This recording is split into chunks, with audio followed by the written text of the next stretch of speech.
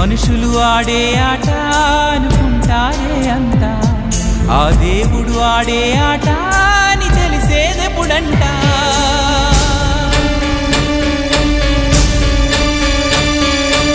అయ్యో ఈ ఆటకి అంతే లేదుగా, అయినా లోకానికి అలుపే రాదుగా.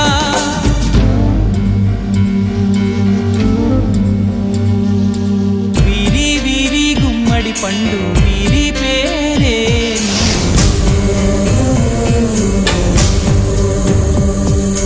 దాగుడు మూతల దండా కోరు వీరి పేరే.